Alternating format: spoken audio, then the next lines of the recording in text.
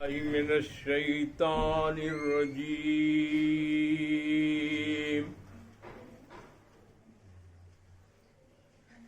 اے اللہ، شیطان کے شر سے اپنی پناہ میں لے لے۔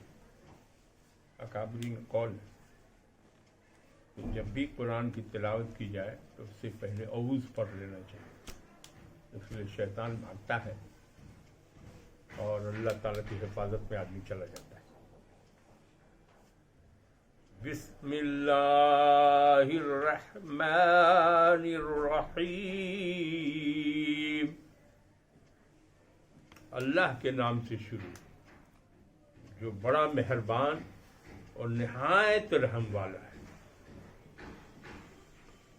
کوئی بھی کام شروع کرنا چاہیے تو بسم اللہ الرحمن الرحیم پڑھ لینا چاہیے، چاہے دین کا کام کر رہے ہوں، دنیا کا کام کر رہے ہوں، اس میں بہت برکت ہے، کیونکہ اللہ کا نام ہے اور حکم ہے، تو بسم اللہ الرحمن الرحیم سے شروع کرنا چاہیے۔ ہم لوگ قرآن کی سورہ صاد کی پہلی رکوع کا ترجمہ تفسیر پڑھ چکے تھے۔ آج ہم لوگ دوسرا رکوع جو ہے وہ شروع کریں گے۔ آگے بڑھیں، ہاں جگہ جگہ ہے تھوڑا تھوڑا خالی۔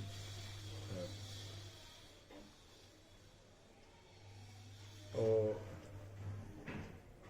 اس میں پہلی رکوع میں ہم لوگ پڑھ چکے تھے اور کہ رسول اللہ صلی اللہ علیہ وسلم مکہ میں ہیں اور کفار کی تعداد زیادہ ہے، اسلام پھیلا رہے ہیں اور لوگوں سے بتا رہے ہیں کہ بھائی اللہ کی عبادت کرو، وہی زندگی دیتا ہے، وہی موت دیتا ہے، وہی پریشانی، وہی ہر پریشانی کا حل ہے۔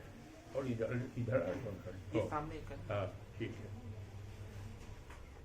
ہر چیز کی پریشانی کو بھی دور اللہ ہی کرتا ہے، سب چیز کا مالک وہی ہے۔ اور جو تم لوگ پوج رہے ہو جس کو، وہ تو بے حس ہے، بے جان ہے، نہ تم کو نفع پہنچا سکتا ہے، نہ تم کو نقصان پہنچا سکتا ہے، نہ تمہارا وہ خالق ہے، تم ہی نے بنایا ہے اس کو، اب تم ہی پوج رہے ہو، اور نہ تم کو رزق دیتا ہے، رزق بھی دیتا ہے تو اللہ ہی دیتا ہے، لیکن اس کے باوجود بھی جو لوگ اللہ کو چھوڑ کے اور بتوں کی پوجا کرتے تھے اور رسول اللہ صلی اللہ علیہ وسلم کو بھی نہیں مانتے تھے، اور رسول اللہ صلی اللہ علیہ وسلم پر قرآن نازل ہوا، قرآن پر بھی ان کا یقین نہیں تھا۔ تو جب بہت ظلم آتا ہے، کرنے لگتے ہیں یہ مشرکین کافر، تو اللہ کا عذاب نازل ہوتا ہے۔ تو اس سے پہلے میں تھا کہ جو کفار مکہ تھے ان سے کہا جا رہا ہے کہ تمہاری تعداد کتنی ہے اور تم لوگ ہو کتنی طاقت والے۔ اس سے پہلے بھی پیغمبر گزر چکے ہیں، ان پیغمبروں کا قصہ ان کو بتایا گیا ہے۔ اب اس میں فرعون کا قصہ بتایا گیا تھا، عاد قوم کا، سمود کا، یکا والوں کا، بہت کا، لوط علیہ السلام کا، نوح علیہ السلام کا، سب بتایا گیا تھا۔ یہ لوگ کی فوج بڑی تھی، ان لوگ کی جو مخالفت کرنے والے لوگ تھے وہ بڑے بڑے لوگ تھے، بڑے طاقتور تھے، وہ لوگ جب ختم ہو گئے تو تمہاری کیا حقیقت ہے؟ یہ کہا جا رہا ہے کہ بھائی عذاب الہی نازل ہو جائے گا اگر تم لوگ نہیں مانو گے تو اس کا جواب کیا ہوتا ہے یہاں سے ہم لوگ شروع کریں گے۔ وما ينظر هؤلاء الا صيحة واحدة ما لها من فواق۔ مطلب ہے کہ یہ کفار قریش جو ہے الٹا اثر ہوا، عذاب ہوا کہ اللہ کا عذاب آئے گا تو ڈر جائے گا، راستے پر آ جائے گا، سنبھل جائے گا، توحید اللہ کا کلمہ پڑھ لے گا، لا الہ الا اللہ کہہ دے گا، لیکن نہیں، اس کا الٹا یہاں ہو رہا ہے۔ وہ انتظار کر رہے ہیں کہ اچھا عذاب آنے والا ہے تو عذاب کب سے آئے گا، تو سور پھونکا جائے گا، قیامت آئے گی تو سور پھونکا جائے گا۔ پہلے سور میں تو نہیں آئے گا. دوسرا سور ہے, سورہ نفخ کہتا ہے کہ دوسرے سور میں وہ ایک دم قیامت آ جائے گی, سب جو ہے جو مردہ ہے سب زندہ ہو کر کے پھر دوڑے گا قیامت کے میدان کے لیے, اللہ کے پاس حاضر ہوگا. تو یہ کہتا ہے کہ بھائی آپ اپنے اللہ سے کہیے, وہ انتظار کر رہے ہیں کہ کب قیامت آئے گی, سور پھونکا جائے گا, کیا ہوگا. اور کہہ کیا رہے ہیں, اللہ کے رسول سے چڑھا رہے ہیں. ہو رہا ہے کہ بھائی سور پھونکا جائے گا, اور جب قیامت آ جائے گی تو پھر کسی کو کوئی موقع نہیں دیا جائے گا, اور جب سور پھونکا جائے گا تو اس میں کوئی وقفہ بھی نہیں رہے گا کہ بیچ میں آپ جو ہے کچھ کر لیجیے, وقفہ بھی نہیں رہے گا. وہ ایک دم لگاتار کنٹینیوس آتا رہے گا. تو یہ لوگ کہتے ہیں ڈرنے کے بجائے الٹے مذاق رسول اللہ صلی اللہ علیہ وسلم کا اڑا رہے ہیں, اور انہوں نے کہا کہ وَقَالُوا رَبَّنَا عَجِّل لَنَا قِطَّنَا قَبْلَ يَوْمِ الْحِسَابِ, اور انہوں نے مذاق کے طور پر کہا اے ہمارے رب ہمیں جلدی دے ہمارا حصہ روز حساب سے پہلے. ایک عجیب بات ہو گئی, بجائے ڈرنے کے الٹے رسول کا مذاق اڑا رہے ہیں اور کہہ رہے ہیں کہ کہیے اللہ تعالیٰ سے آپ کہیے کہ جلدی سے ہم کو جو کچھ سزا ملنی ہے وہ ابھی ہم کو دے دے, قیامت آنے سے پہلے ہی. مطلب کہ وہ قیامت کو بھی نہیں مانتے ہیں, اب کب آئے گی قیامت نہیں آئے گی, پہلے ہی کہیے کہ دے دے. یہ ہو رہا ہے. رسول اللہ صلی اللہ علیہ وسلم کو ان کا مذاق اڑایا جا رہا ہے, اور یہ اللہ کی بات توحید کی بات بتا رہے ہیں, اس کو بھی نہیں مان رہا ہے, قرآن کو بھی نہیں مان رہا ہے, رسول کو بھی نہیں مان رہا ہے. اب کہہ رہا ہے کہ نہیں عذاب ہم پر کہیے, اللہ میاں کو جلدی سے جو کچھ ہے ہمارے حصہ کا دے دیں. تب اللہ تعالیٰ کی طرف سے ان کو تسلی دی جاتی ہے. کیا ہے, اصبر علی ما یقولون واذکر عبدنا داؤد ذی الایدِ انہ اواب. کہا جاتا ہے کہ آپ صبر کریں اس پر, وہ لوگ جو مذاق اڑا رہے ہیں اس پر آپ رنجیدہ نہیں ہو, ان کو تسلی دے دی جا رہی ہے, اور کہا جا رہا ہے پیغمبر سے کہ آپ صبر کیجیے, اور صبر کرنے کے بعد ہمارے بندے داؤد علیہ السلام کو یاد کیجیے. ہم نے ان کو بہت قوت کی, بڑے قوت والے تھے, اور اللہ کی طرف بہت رجوع کرنے والے تھے. بے شک اواب ہوتا ہے رجوع کرنے والا, اور ذلعید مانے قوت والے, بڑے قوت والے تھے, بہت. داؤد علیہ السلام تھے, اور اللہ نے داؤد بہت مشہور ہے, وہ جب تسبیح کرتے تھے, اور جو ان پر جو ہے جیسے ہم نے بتایا تھا کہ 4 قرآن ہے, 4 کتابیں جو ہے سو نازل ہوئی تھی, جس میں داؤد علیہ السلام پر بھی زبور نازل ہوا تھا. داؤد علیہ السلام پر زبور, موسیٰ علیہ السلام پر تورات, عیسیٰ علیہ السلام پر انجیل, اور رسول اللہ صلی اللہ علیہ وسلم پر قرآن. یہ 4 کتابیں آسمانی کتابیں کہی جاتی ہیں. تو زبور جو ہے وہ بھی وہ حکمت کا خزانہ بھرا ہوا تھا, اور اس کی بھی وہ تصویر کرتے تھے. تو ایک تو داؤد علیہ السلام کو اللہ تعالیٰ نے کافی قوت دے رکھا تھا, کافی فوج تھی ان کی, اور دوسرے اللہ تعالیٰ نے ان کو لہن داؤدی بھی دیا تھا. ایسا تھا کہ جب وہ تسبیح کرتے تھے, پڑھتے تھے, اور پہاڑ کو مسخر کر دیا تھا, پہاڑوں کو. اِنَّا سَخَّرْنَا الْجِبَالَ مَعَهُ يُسَبِّحْنَ بِالْعَشِيِّ وَالْإِشْرَاقِ, اور ہم نے پہاڑ کو اس کے ساتھ مسخر کر دیا تھا, اور وہ صبح شام تسبیح کرتے تھے, اللہ کی تسبیح کرتے تھے, صبح میں بھی اور شام میں بھی. اشراق کہتے ہیں جو سورج نکل جاتا ہے تب اس پیریڈ کا نام ہوتا ہے اشراق, اور شام جو ہے جو غروب ہونے سے پہلے تک کا جو پورشن رہتا ہے وہ رہتا ہے شام. شام ہو جاتی ہے, شام ہو جاتی ہے. تو کہا کہ یہی عصر کے وقت سے لے کے اور شام تک کرتے تھے, اور پھر اس کے بعد میں اشراق کا تھا. وَالطَّيْرَ مَحْشُورَةً كُلُّ لَهُ أَوَّابٌ, پہاڑ بھی مسخر کر دیا تھا. جیسے یہ توریت کر کے اللہ کا نام لیتے تھے تو پہاڑ سے بھی آواز آتی تھی, اللہ لا الہ الا اللہ, پہاڑ سے بھی آتی تھی. وہ توحید پہاڑ سے بھی آتی تھی. توریت جو پڑھتے تھے تو وہ بھی جیسے آپ لوگوں کو تجربہ ہے کہ نہیں, کہ ہم کو تجربہ ہے کہ پہاڑ کے کنارے میں ایک جگہ ہم کہاں گئے تھے کہیں, وہاں اگر بولتی آپ کہ اللہ اکبر تو ادھر سے بھی پہاڑ سے آتی آواز کہ اللہ اکبر. یہ ہم کو ایسا واقعہ ہمارے ساتھ ہوا ہے, کیونکہ ہم جانتے ہیں ریٹرن ہو جاتا ہے, ایکو بیک ہو جاتا ہے. تو ان کو اللہ تعالیٰ نے پہاڑ کو مسخر کر دیا تھا کہ یہ جو عبادت کرتے تھے, ضرور پڑھتے تھے, وہ جو ہے مانے پہاڑ بھی پڑھتا اور پرندے بھی پڑھتے تھے. چڑیا سب لوگ بھی جو ہے, اڑتی چڑیا ہے, رہی ہے, وہ سب بھی تصویر کرتی تھی. یہ دونوں کو مسخر کر دیا تھا یہ داؤد علیہ السلام کو. اور اتنے گلے میں اتنی اچھی آواز کی, لہن داؤدی کرتے ہیں اس کو, وہ کسی کو نصیب نہیں ہوا, انہیں کو تھا. وہ پڑھتے تھے.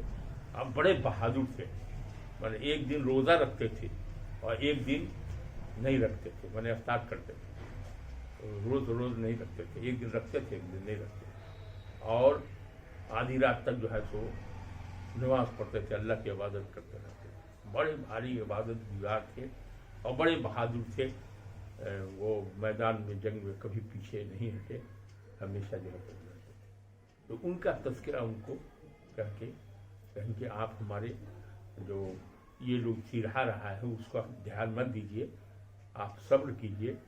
اللہ تعالیٰ اور ان لوگوں کو مانے حضرت جو داؤد علیہ السلام ہیں ان کا ذکر کیجیے کہ جب اتنے بہادر, اتنے سب کچھ ہونے والے, اور وہ نہیں رہے, ان کے قوم کا خاتمہ ہو گیا, نام و نشان تک تھوڑا بہت کہیں بچا ہوا ہے لوگوں کا. تو یہ کیا ہے, یہ کفار مکہ کیا ہے, آپ کیوں اس کے لیے گھبراتے ہیں, کچھ مت کیجیے. تو یہ آگے ہے وہ شددنا ملکہ و آتیناہ حکمت فصل الخطاب. ایک عجب تھا, ہم نے ان کی بادشاہت بہت مضبوط کی اور اس کو حکمت دی اور فیصلہ کن خطاب, اور فیصلے کی قوت گویائی ان کو بہت تھا, اور بڑے ایماندار تھے اور بہت اچھے منصف تھے. کوئی آدمی آتا تھا تو اس کا فیصلہ جو ہے وہ انصاف کر دیتے تھے اور سب خوشی خوشی چلا جاتا تھا, کسی طرح کا کوئی پھیر پھیر اس میں نہیں ہوتا تھا. یہ داؤد علیہ السلام تھے. ان کا کہا کہ ان کا قصہ آپ جو ہے سو ان کو یاد کیجیے, ان کا قصہ یاد کیجیے. قرآن نے اس میں لکھا ہے وَهَلْ أَتَاكَ نَبَأُ الْخَصْمِ إِذْ تَسَوَّرُوا وَالْمِحْرَابَ. اب اس کے بعد ہوا کیا کہ وہ عبادت کرتے تھے اور کافی فوج ان کے پاس تھی, 30,000 35,000 لوگ مانے گھیر کے رکھتا تھا کہ کوئی گھسنے نہیں پائے ان کے محل میں. ان کا جو تھا اور مسجد تھا, ممبر تھا, محراب کہتے ہیں اس کو کہا. لیکن ایک دن ایسا ہوا کہ ایک دو آدمی جو ہے بجائے آنے کے صحیح راستے سے وہ دیوار طرف کے وہ آئے. کچھ لوگ کہتے ہیں وہ فرشتے تھے, کچھ لوگ کہتے ہیں کہ انسان تھے, وہ اندر گھس گئے. اب یہ تو عبادت کر رہے تھے, اب وہاں گھبرا گئے. تو پیغمبر بھی گھبرا جاتا ہے. یہ نہیں ہے کہ پیغمبر انسان ہوتا ہے, پیغمبر جو ہے خدا نہیں ہوتا ہے. پیغمبر ہے.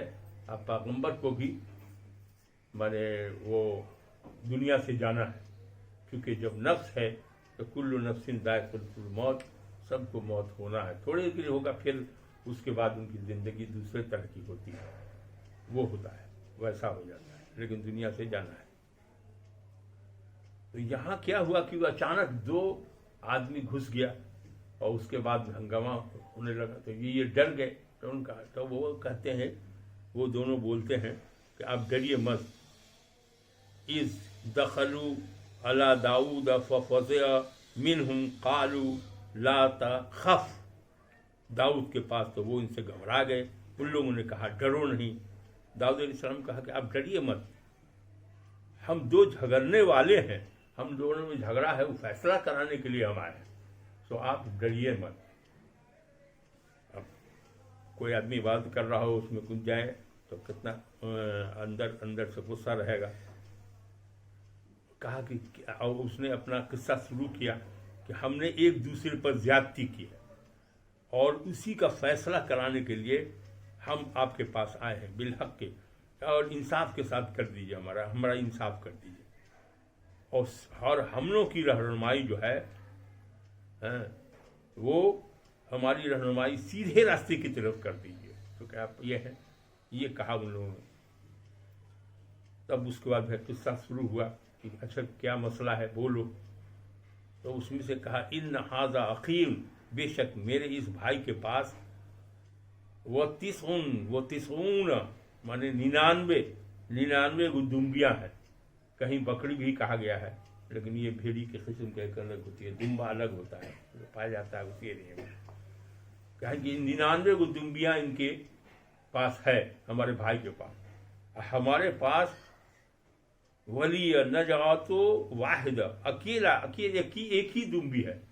اب میرا بھائی کہتا ہے کہ یہ دمبی تم ہم کو دے دو، ہم 99 کو 100 کر لیں گے۔ ہم سے زبردستی کرتا ہے، اب بحث کرتا ہے۔ اب بحث میں انہوں نے کہا کہ ہم کو ہرا دیا ہے، اب لے لیا ہے ہمارا۔ فقال اکفلنیھا وعزنی فی الخطاب، اس نے کہا کہ وہ میرے حوالے کر دے اور اس نے مجھے گفتگو میں دبا دیا ہے۔ قال لقد ظلمک بسؤال ناجتک الی نعاجہ، تب پیغمبر کہتے ہیں داؤد علیہ السلام نے کہا کہ واقعی اس نے تیری دمبی مانگ کر ظلم کیا ہے، مانے 99 ہے اس میں رہتا تمہارا ایک ہے، اس کو لینا یہ ظلم کیا ہے۔ اپنی دمبیوں کے ساتھ ملا لے، اور بے شک اکثر جو لوگ ہوتے ہیں شریک ہوتے ہیں، جو ایک ساتھ رہنے والے لوگ ہوتے ہیں، وہ کیا ہے کہ ایک دوسرے پر زیادتی کرتے ہیں، سوائے ان لوگوں کے جو ایمان لائے اور نیک عمل کیے۔ ایسا جو آدمی ہے، ایسا چھوڑ کے باقی جو لوگ ساتھ رہتا ہے ایک دوسرے کا بےایمانی کر لیتا ہے، مانے یہ زیادتی کر دیا اس نے۔ الا الذین آمنوا وعملوا الصالحات وقیل ما هم، قرآن کہتا ہے لیکن ایسا آدمی کم ہے جو ایمان لائے اور عمل صالح کرے، اچھا کام کرنے والوں کی تعداد جو ہے وہ کم ہے۔ من وقلیل ما هم، ایسے لوگ بہت کم ہیں، یہ قرآن کہتا ہے۔ وَظَنَّ دَاؤُودَ أَنَّمَا فَتَنَّاهُ فَاسْتَغْفَرَ رَبَّهُ وَخَرَّ رَاكِعًا وَأَنَابَ، اور داؤد نے خیال کیا اب تو کہہ دیا، اس کو چاہیے تھا کہ اس کا بھی سن لیں اس کا بھی سن لیں، دونوں پارٹی کا سن لیں تب کوئی فیصلہ دیں، لیکن داؤد علیہ السلام سے بات کر رہے تھے، کچھ ہو سکتا ہے کہ کچھ موڈ گرم ہو گیا ہو، کچھ ہوا ہو، تو اس پر انہوں نے فیصلہ ہی سنا دیا، ایک طرفہ سنا دیا، ایک آدمی کا سن کے اور فیصلہ دے دیا۔ تو ان کو لگا کہ ہم کچھ ہم آزمائش میں اس کو ڈال دیا، ہم کو چاہیے تھا دونوں کا سن لینا، لیکن انہوں نے ویسا کہہ دیا۔ اب اس کے بعد جب ان کو احساس ہوا داؤد علیہ السلام کو کہ ہم نے کچھ اسے آزمایا ہے، تو اس نے اپنے رب سے مغفرت طلب کی۔ تب داؤد علیہ السلام نے اللہ سے معافی مانگی اور سجدے میں چلے گئے، جھک گئے، سجدے گئے۔ اس میں ہے کہ اللہ نے بس ہم نے بخش دی اس کی یہ لغزش، یہی جو لغزش تھوڑی سی ہوئی اس کو بخش دی۔ تو بڑے جو ایماندار لوگ ہوتے ہیں، نبی ہوتے ہیں، اچھا ہوتے ہیں، ذرے سی بھی غلط کر دیں گے تو ان کی سزا بڑی ہوتی ہے، اس لیے وہ ڈرتے ہیں کہ کوئی بھی لغزش ہونے نہ پائے۔ یہ ایسا ہے نیک لوگوں میں، بزرگوں میں، سب میں ایسا ہے۔ بے شک اس کے لیے ہمارے پاس قرب اور اچھا ٹھکانہ ہے۔ داؤد علیہ السلام کو ہم نے معاف کر دیا اور وہ اللہ کے ہاں بہت بڑے مقام پر، بڑے اونچے جگہ پر جنت میں رکھے جائیں گے۔ یا داؤد انا جعلناک خلیفۃ فی الارض فاحکم بین الناس بالحق ولا تتبع الہوی ویضلک عن سبیل اللہ۔ کیا ہوا؟ بے شک اس کے لیے ہمارے پاس قرب کیا، اللہ تعالیٰ کہتا ہے کہ یہ تو معاف کر دیا ان کو، کہا کہ بہت ہی اچھا ٹھکانہ جنت میں ان کو ملے گا. اے داؤد بے شک ہم نے تجھے بنایا زمین میں نائب خلیفہ بنایا. کہا کہ بھائی ہم نے تم کو زمین میں خلیفہ بنایا, تمہارا کام کیا ہے؟ حق کے ساتھ انصاف کے ساتھ فیصلہ کرو اور اپنی خواہش کی پیروی مت کرو. بڑی تنبیہ آ گئی کہ اپنی خواہش کی پیروی نہ کرو کہ وہ تجھے بھٹکا دے اللہ کے راستے سے. تو جب اپنے خواہش کی پیروی کیجیے گا, اپنے من کی, اللہ کے رسول نے جو کہا ہے, اللہ کے رسول کے مطابق اگر آپ نہیں کیجیے گا, آپ اپنے من کی کیجیے گا, تو شیطان جو ہے بہکا دے گا آپ کو, تو بہک جائیے گا. تو جو آدمی اللہ کے راستے سے بھٹک جائے گا تو اس کے لیے سخت عذاب ہے. یہ قرآن کہتا ہے کہ اللہ کے راستے سے اپنی مرضی کے مطابق جو زندگی گزارے گا اور وہ بھٹک جائے گا اللہ کے راستے سے, تو اس کے لیے سخت عذاب ہے. اس پر بما نسو یوم الحساب, چونکہ اس نے روز حساب کو بھلا دیا. ان کو سمجھنا چاہیے کہ ہر آدمی کا حساب کتاب ہوگا قیامت میں. قیامت کو اگر یاد رکھتا آدمی تو کوئی غلط کام نہیں کرتا, اچھا کام کرتا. یہ جو ہے اس میں ہوتا. یہ یہاں تک ختم ہو گیا. تو اس کا مطلب یہ ہوا کہ انسان کو اپنی خواہش نفس جو ہے اس پر کنٹرول کرنا چاہیے. وہ اس کے مطابق نہیں, اللہ کے رسول نے جو راستہ بتایا ہے وہی راستہ صحیح ہے, اسی راستے سے چلنا چاہیے. تو وہ لوگ تو قرآن کو بھی نہیں مانتے تھے, اللہ کو بھی نہیں مانتے تھے, اللہ کے رسول کو بھی نہیں مانتے تھے, تو عذاب الہی تو ان کا نازل ہونا لازمی تھا. تو یہ قرآن کا واقعہ ہے, اس سے سیکھیں گے. اب کچھ پوچھنا ہو تو پوچھو. یہ بار بار آ رہا ہے کہ حضور صلی اللہ علیہ وسلم کے وقت میں تو روزہ اور نماز فرض ہوا, لیکن داؤد علیہ السلام کے وقت میں نماز پڑھی جاتی تھی اور روزے بھی رکھے جاتے تھے. تو اس وقت کے کیا کس طرح کے روزے؟ ہر جگہ پوچھو, نماز دو ہی وقت کا تھا, صبح شام. اس وقت کا نماز 5 وقت کا نہیں تھا, 2 وقت کا تھا. 2 وقت کا تھا, صبح شام. اور دوسری بات ہے ان کے بھی نماز پڑھنے کا طریقہ الگ تھا. کچھ میں پیغمبر میں کہ کھڑے کھڑے نماز پڑھتے تھے, کچھ خالی بیٹھ کے نماز پڑھتے تھے. یہ واقعہ ہے کہ کن کے وقت میں یہ رسول اللہ صلی اللہ علیہ وسلم کے وقت میں معراج جب ہوا تب نماز جو ہے 5 وقت کی نماز کا مقرر ہوا. نہیں, داؤد علیہ السلام جو نماز پڑھ رہے تھے یہ کس پہ نازل مطلب اترا, یا کس کو حکم ہوا کہ آپ نماز پڑھیے, روزہ رکھیے؟ روزہ نماز تو جتنے بھی پیغمبر ہوئے ہیں سبوں نے کیا اپنے طور پر. نہیں, ان کا وہ جو ہم لوگ اسلام میں نماز 40 دن کا وہ نہیں, وہ ایسا نہیں ہے, 30 دن کا نہیں. اور وہ لوگ تو ایک دن روزہ رکھتے تھے, ایک دن نماز تھی. حدیث شریف میں تو اس سے آیا, قرآن میں ذکر آیا. ایک بات تو بہت امپورٹنٹ ہے کہ اسلام جو ہے تو فلسطین میں ہی پھیلا, کے ذریعے ہی پھیلا.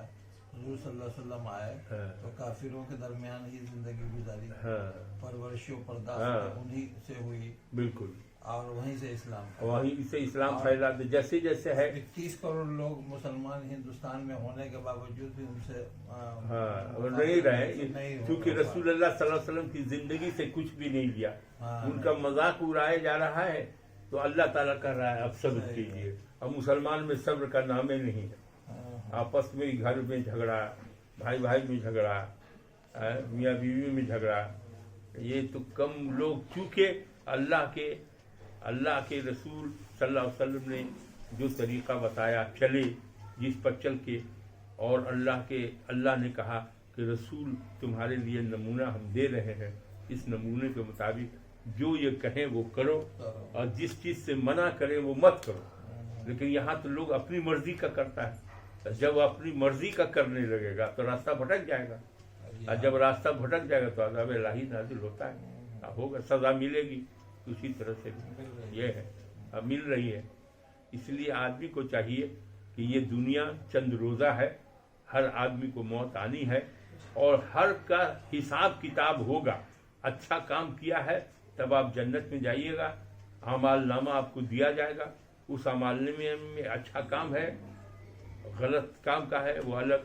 اور سب سے بڑی بات ہے کہ آپ کے کندھے پر کرام الکاتبین بیٹھے ہیں، وہ لکھ رہے ہیں، آپ جیسے ہی کیجیے گا وہ لکھ لیں گے. تو یہ آپ کے لیے وارننگ ہے کہ قرآن کو آپ پڑھیے گا تو دیکھیے کتنی قومیں آئیں اور گئیں، ان کا خاتمہ ہو گیا. تو ظاہر ہے ہم لوگ کا بھی خاتمہ ہو ہی جائے گا، سب کا ہوگا. لیکن قیامت کب آئے گی سوائے اللہ کے کوئی نہیں جانتا. تو قیامت آئے نہ آئے لیکن ہم اللہ اور اللہ کے رسول اس کے بتائے راستے پر چلیں گے. یہ ہے. اس وقت میں بھی قیامت کا ذکر آیا ہے. نہیں قیامت تو ہمیشہ آئے گی. اور 14 سال گزر گئے. ابھی بھی ہے، کب آئے گا کون ہے، کوئی نہیں جانتا. لیکن آثار آ رہے ہیں کہ پہلے خرابی کی انتہا ہوتی ہے تب پورا ہوتا ہے. پہلے تھوڑی خرابی رہتی ہے، اس کا اس سے بڑھا. ابھی خرابی بڑھتے بڑھ گئی. اور اس میں لوگ کہتے ہیں کہ بچہ جو ہے اتنا کرپشن ہو جائے گا کہ بچہ مانگے گا اپنی ماں سے کہ دودھ، تو کہے گا پیسہ لاؤ تو تم کو دودھ دے گے. اتنا کرپشن پھیل جائے گا. وہ بھی بغیر کچھ لیے ہوئے اپنے بچے کو نہیں دے. یہ برا دن آ جائے گا. اب کیسے گزرے گا وہ پتہ نہیں. بہت کچھ دیا ہوا ہے. اور جو قوم کا ارذل آدمی ہے، کمینہ آدمی ہے، وہی قوم کا سردار ہوگا. یہ ہے لکھا ہوا. ابراہیم وعلی آل ابراہیم انک حمید مجید. اللہم بارک علی محمد وعلی آل محمد کما بارکت علی ابراہیم وعلی آل ابراہیم انک حمید مجید. ربنا آتنا فی الدنیا حسنۃ وفی الآخرۃ حسنۃ وقنا عذاب النار. اے اللہ، آپ کے توفیق سے یہ جتنے لوگ سننے والے اور جو پڑھنے والے ہیں، اللہ تعالی ہم لوگ قرآن کی تلاوت کیا ہے اور جو سورہ کو تلاوت کیا ہے اس میں کچھ غلطی رہ گئی ہو اور اس کے ترجمہ اور تفسیر بیان کیا ہے، اس میں بھی اگر کوئی خامی رہ گئی ہو، اپنے فضل سے اپنے رحمت سے اس کو معاف کر کے قبول کر لیا جائے.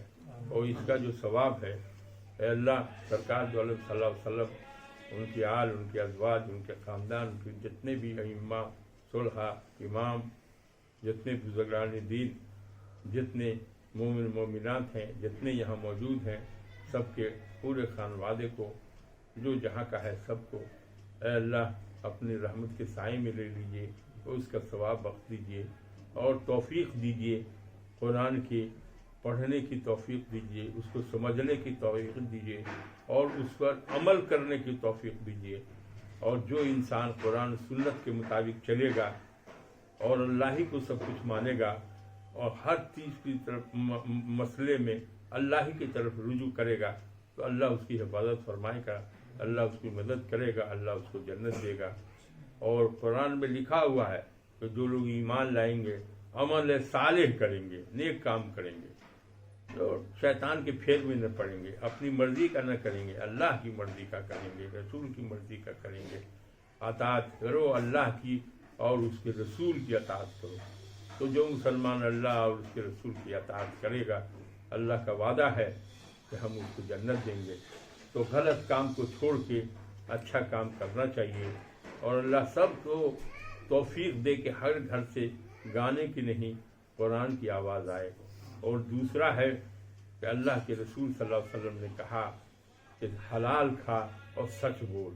یہ دو ایسی چیز ہیں کہ حلال جب کھائیے گا تو روزی بھی اللہ حرام روزی مت کھلا، اللہ توفیق دے حلال روزی کی، اور اللہ جو حلال کپڑے کی، حلال یہ کی، اور جھوٹ اس سے بچا ہے کہ بھائی حلال کھا اور سچ بول. حکم آیا ہے سچ بولنے کی. اے اللہ سچ بولنے کی توفیق دے، ہمارے منہ سے جھوٹ نہ نکلے اور نہ جھوٹ سنے ہم. اے اللہ اس کی توفیق تو ہی دے سکتا ہے، تبھی آدمی پکے راستے پر آئے گا. اے اللہ سب کو نمازی بنا دے اور سب آدمی جو ہے جو غیبت ہے، برائی ہے، جھوٹ ہے، بے ایمانی ہے، حسد ہے، چغلی ہے، یہ سب برائیوں سے بچا. اے اللہ علم کی فوقیت ہے. اے اللہ جو آدمی علم حاصل کر رہے ہیں ان کے علم میں برکت دے، علم نافع عطا کر ان کو جس سے بھلائی ہو. ہر گھر میں جو نہیں پڑھ رہا ہے وہ پڑھے. پڑھنے کی کوئی عمر نہیں ہے اور قرآن سیکھنے کے لیے چاہے کتنے بھی عمر ہو جائے سب کو قرآن پڑھنا چاہیے. قرآن اللہ کا کلام ہے اور سب سے بہتر کلام اللہ کا کلام ہے اور سب سے زیادہ پڑھی جانے والی بھی قرآن ہی ہے. اسی لیے قرآن کو سیکھنا چاہیے, اس کو سمجھنا چاہیے اور اس پر عمل کرنے کی کوشش کرنی چاہیے اور اللہ سے توفیق مانگنی چاہیے. اللہ کے توفیق کے بغیر کچھ نہیں ہوتا ہے. اور جس طرح سے شریعت کا راستہ ہے اے اللہ اسی راستے پر چلنے کی توفیق عطا فرمائیے. آپس میں سب کو محبت دیجیے, نفرت دور کر دیجیے. سبحان ربک رب العزت عما یصفون وسلام علی المرسلین والحمد للہ رب العالمین. حق لا الہ الا اللہ.